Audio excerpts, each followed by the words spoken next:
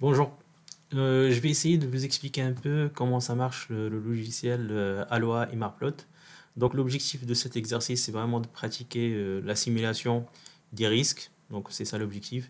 Le but final, c'est vraiment de faire un plan d'urgence en cas de fuite d'un gaz, par exemple. On va faire une simulation.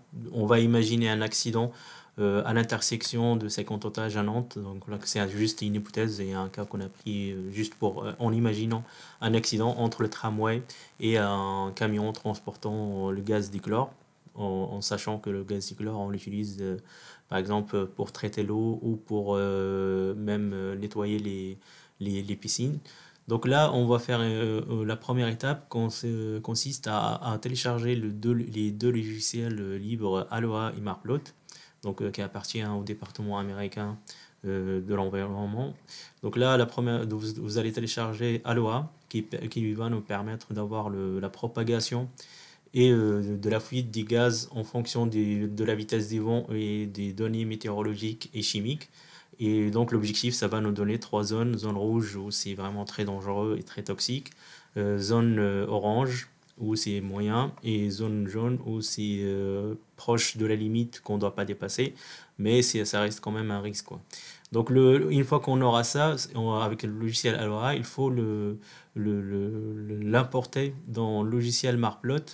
Et c'est ce qu'on va faire avec l'exercice. Et avec le logiciel Marplot, ça nous permet d'avoir la cartographie avec la position exacte en fonction de la région où on se trouve. Et donc ça nous permet, par exemple, aux pompiers de faire la concentration pour chaque rue, pour chaque point, pour chaque habitation. Et donc pour éviter que, par exemple, les riverains sortent à une heure précise où il y a la concentration des gaz est très élevée, quoi. Donc la première étape, c'est de télécharger les deux logiciels. Donc vous allez travailler en premier lieu avec le logiciel Aloha et en attendant, vous allez télécharger le logiciel Marplot qu'on va utiliser par la suite pour la cartographie. Donc comme vous voyez ici, donc la première étape, c'est de faire la localisation, de rentrer la localisation. Donc ce que vous allez retrouver, c'est là, puisque c'est un logiciel américain, vous n'allez pas retrouver la position en France. Donc la première étape, c'est de cliquer Aloha, donc c'est le palmier. Donc là, vous allez rentrer sur le site, sur le logiciel.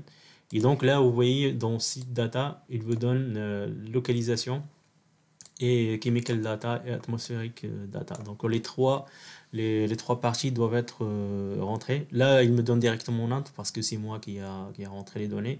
Et donc, vous n'aurez pas ça. Et donc, ce qu'il faut faire, c'est aller dans site data.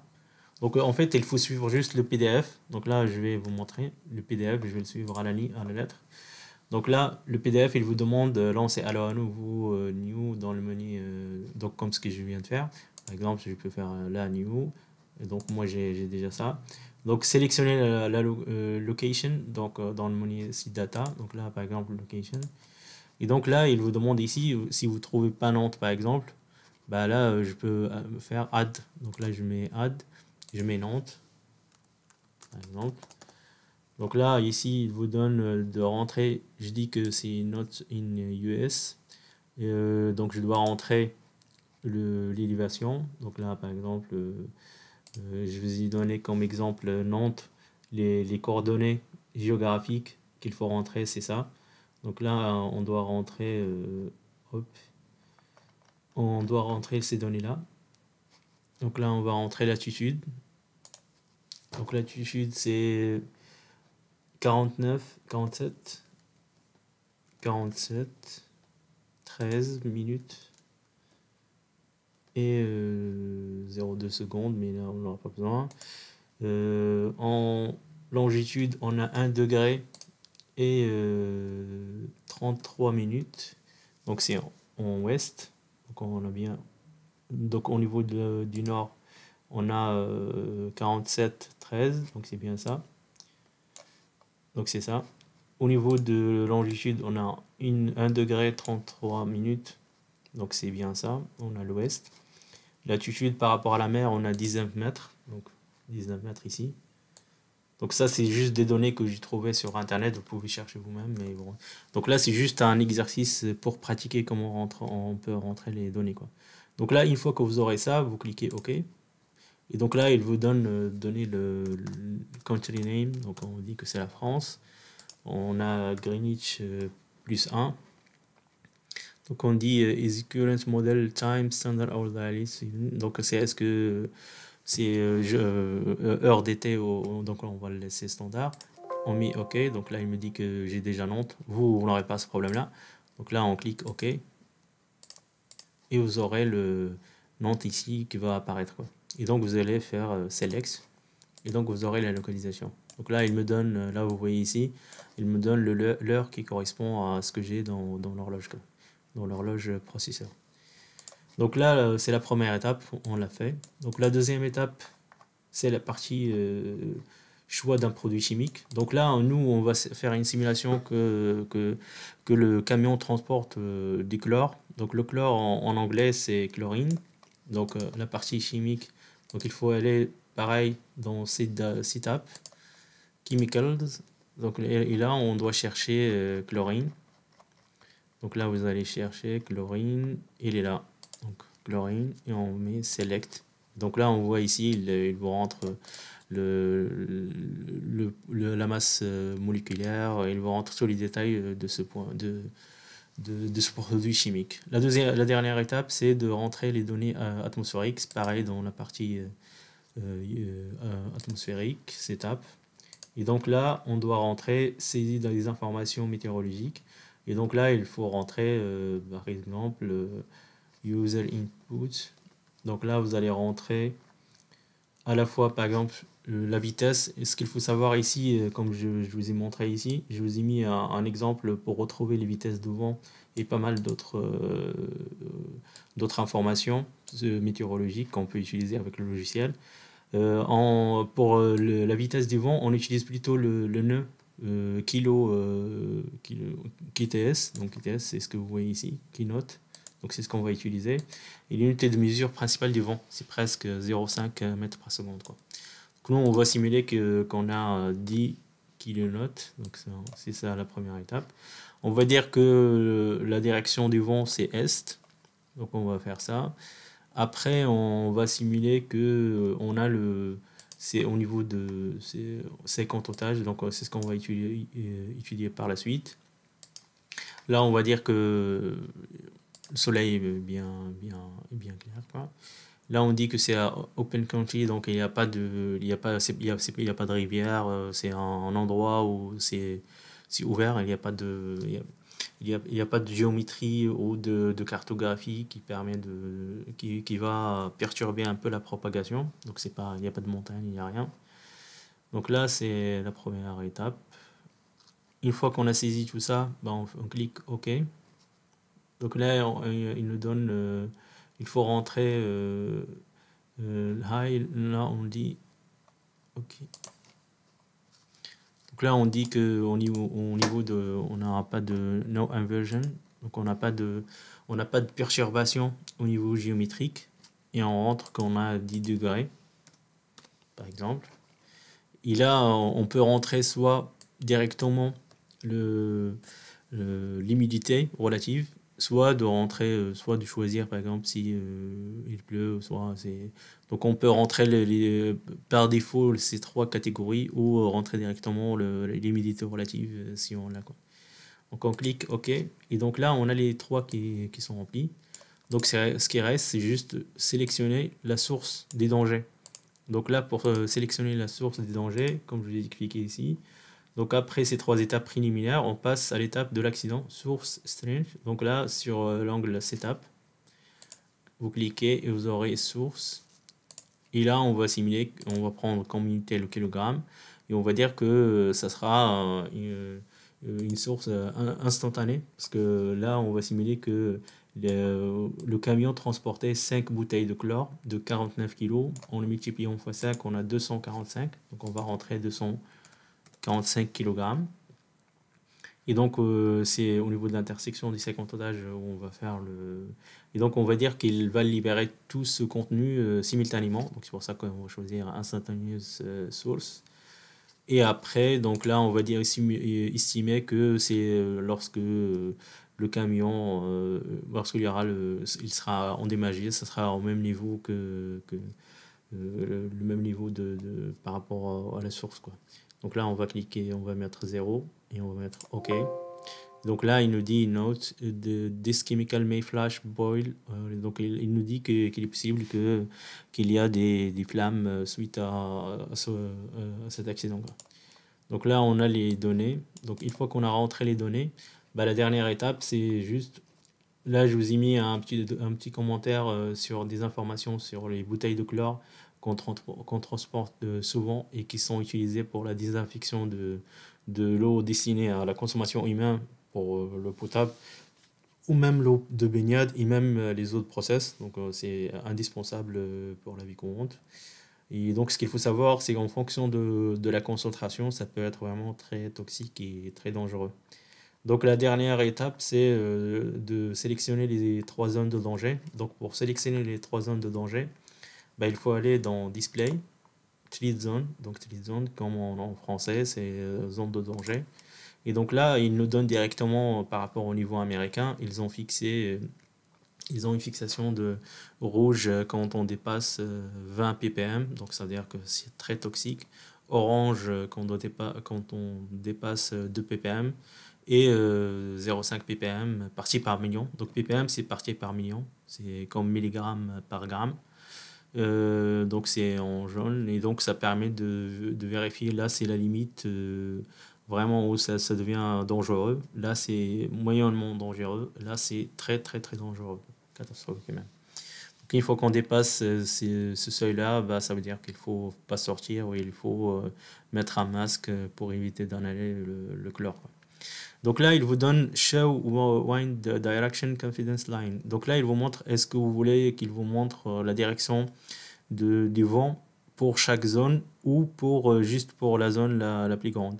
Là, vous pouvez choisir par exemple pour chaque zone de danger, juste pour avoir plus d'informations. Et donc, vous aurez ça. Donc, il vous montre la direction du vent, donc c'est ça. Et il vous montre les 3 zones. Donc la première zone, c'est là où il y a une concentration très élevée du chlore. Et donc ça, c'est presque un rayon de 2 km. Là où il y a presque moyennement 2 ppm, donc il y a presque 4 km et 6 km pour le 0,5 ppm. Donc nous, si vous avez un problème au niveau des unités, ben, il faut aller juste dans Display Option et vous choisissez, est-ce que vous voulez si vous choisissez English Units, il va vous sortir en miles. Mais nous, par exemple, on veut utiliser par kilomètre, juste parce qu'on utilise les unités métriques. Donc là, on va cliquer OK. Et donc, on aura ça. Donc là, c'est la première étape qui a été faite avec Aloha. Donc une fois qu'on a ça, l'étape suivante, c'est vraiment d'avoir la cartographie. Et donc, on a déjà, par exemple, on joue le rôle des pompiers. On va dire qu'on a cet accident-là du gaz du chlore. Donc, il faut faire vite un plan d'urgence. Donc, il faut importer cette courbe de propagation du gaz de chlore en fonction de la concentration, de l'importer dans une cartographie vraiment réelle où on a les rues et les positions de chaque endroit, quoi. Donc nous, ce qu'on va utiliser par la suite, c'est le logiciel Marplot que vous avez téléchargé dans la deuxième étape. Donc là, on va aller sur le bureau, vous allez retrouver Marplot. Donc là, vous allez cliquer ici. On n'a même pas besoin de cliquer. Si vous avez juste le logiciel qui est déjà ouvert, bah là, vous mettez juste Marplot, il va l'ouvrir directement. Donc vous n'avez même pas besoin d'aller au bureau pour chercher le logiciel. Et donc là, va vous sortir le logiciel. Donc l'interface, c'est comme ça.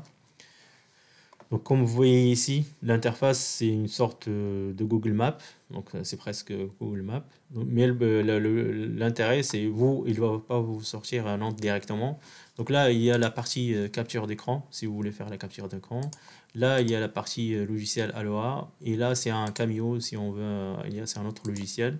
Mais nous, on va utiliser déjà juste importer la courbe de propagation des gaz du chlore lors de l'accident en utilisant l'intersection qu'on cherche. Donc là, vous cliquez droit sur n'importe quelle position et là, ça va vous sortir Go To. Et donc, c'est ici, il faut cliquer ici, adresse. Là, par exemple, je vais simuler un accident au 50 otages à Nantes. Et je clique Find. Et là, il me sort 50 otages. Donc, je lui dis de Show Me on Map. Et donc, ce que vous voyez ici, c'est, on va imaginer, c'est juste de l'imagination, c'est pas, c'est juste une hypothèse pour vérifier comment on va avoir la propagation.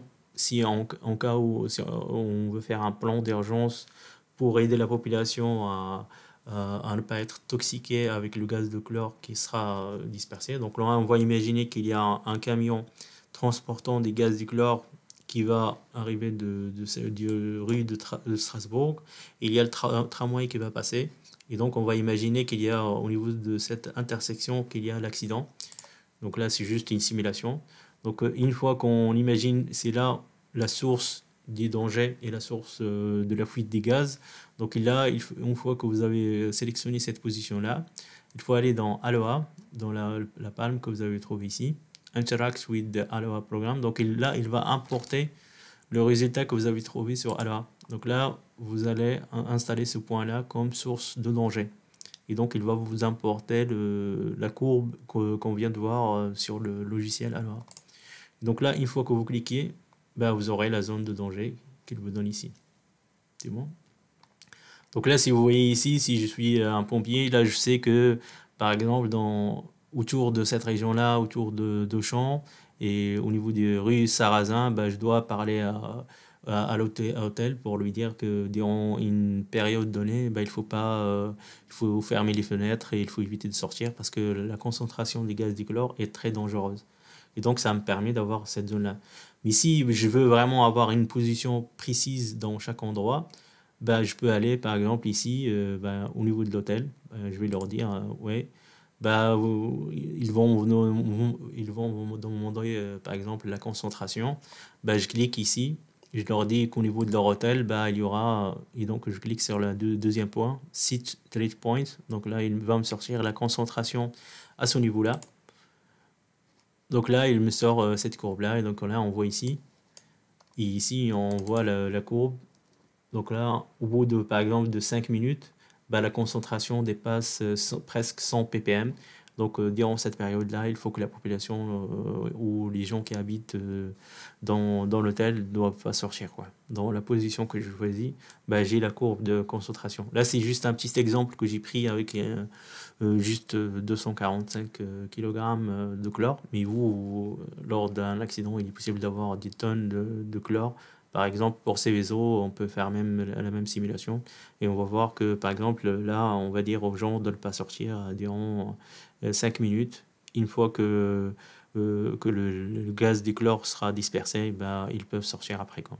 Donc, il faut attendre au moins 1 heure avant de sortir. Donc, c'est juste ça et j'espère que vous arrivez à comprendre un peu l'utilisation de ce logiciel-là.